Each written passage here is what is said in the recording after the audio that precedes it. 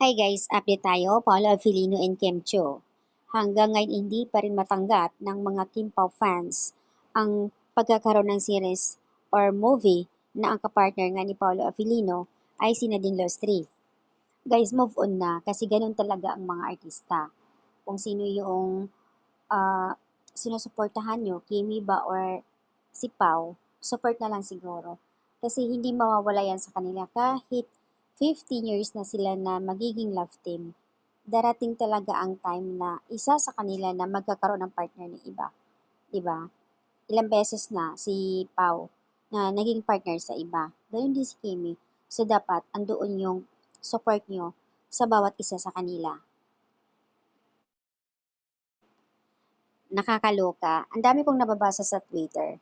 Ayon sa kanila, hindi ako sanay na iba ang partner ni Paolo Avellino. Mas nawiwerduhan ako.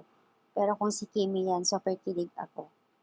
Tapos yung isang netizens na nagsasabi na walang kilig, mas may kilig ang Kim Pao. Kasi syempre, Kim Pao natin yan eh. At para din sa kaalaman ng mga ibang fans na hindi masyado aware sa present sit-up ng Kim Pao. Hindi ba ninyo alam na may basbas yan kay Kimi ang pag-shooting nila Pao and Nadine Lostin sa Paris noon? Noon pa sana yan, 2020. So, naudlot lang dahil binigyan ng priority nga ang Kim Pao sa project nila in movie. So, at this time, matutuloy na nga. At napag-uusapan din yan ng Kim Pao, no? Masyado lang din ang mga fans na talagang hindi nila matanggap. Parang nasasanay na rin kasi sila na laging partner si Paolo and Kimi. Ilang beses na rin nga sila nagkakaroon ng project. So, laging Kim Pao. At ngayon, naninibago nga sila na first time makakasama sila din Lostri. So, supportahan din natin guys. Alam naman natin na super na kung ano yung galing ni Kimi, ganun din si Nadine Lostri. Pareho sila best actress.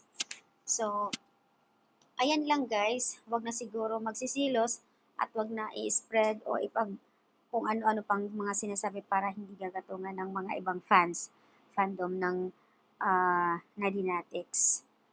Kaya dapat magiging support sa bawat isa. Suportahan din natin ang movie nila natin Lostri and Paolo Avellino. Hindi lang kung kay Kim Pao lang, di ba? Kung solid loyal kayo kay Paolo at syempre nandoon na yun na kahit sino yung partner niya, suportahan natin. Marami ang nagkakalat talaga sa Twitter, kahit sa Instagram, puro Paolo and Nadine. Kumbaga hindi sila sanay. So, ayan lang guys ang update. Huwag tayong mag-alala kasi bago nangyari, syempre, nag-uusap na yung mga yan. Nag-uusap na ang Kim Pao.